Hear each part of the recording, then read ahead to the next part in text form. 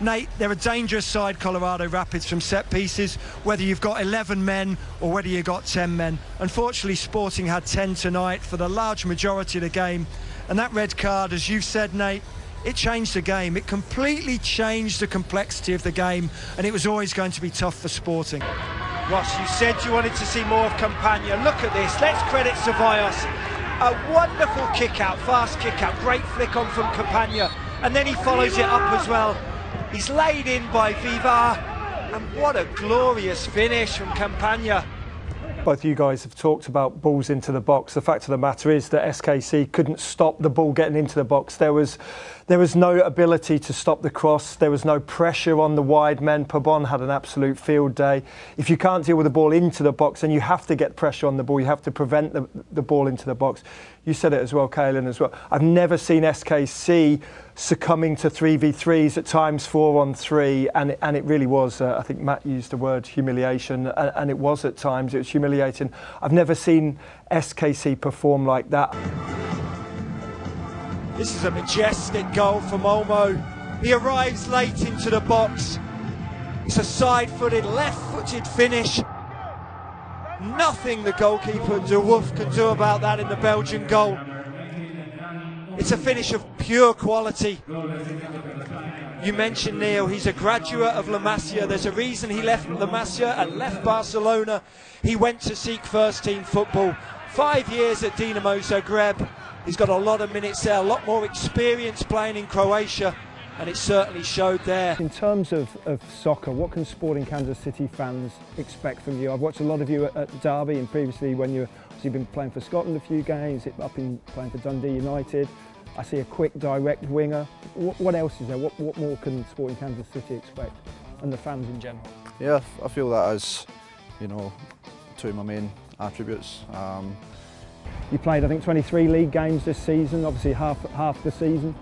Played another couple of cup games, scored 5 goals. What was the real push, the real catalyst for you coming to America, to come to the States and to Sporting Kansas City in general? You know, even before I went to Derby, I always had the idea. If you don't close down players of quality, they will make you pay. There's a reason that West Ham United have just paid 24 million euros for this man, Pablo Fornals. It starts off this read, and the defending by the captain.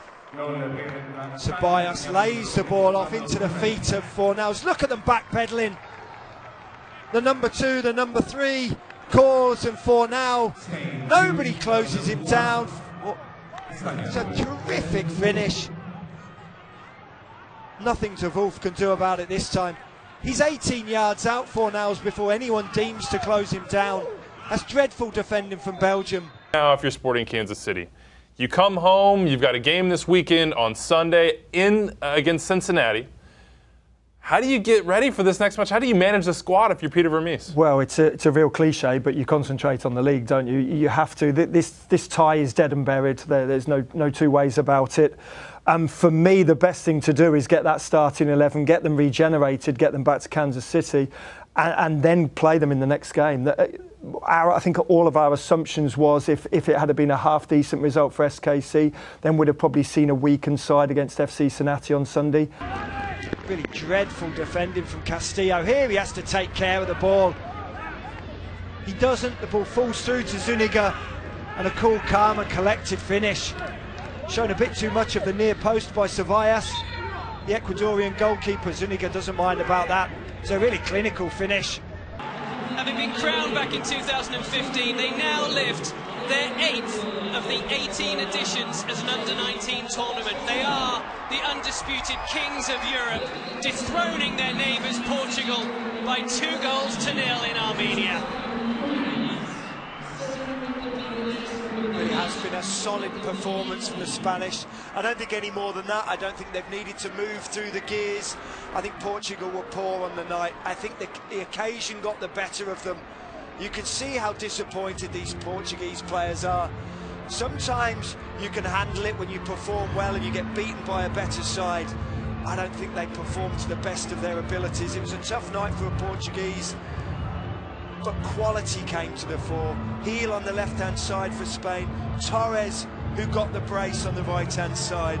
I think we saw some stars of the future tonight, Ross.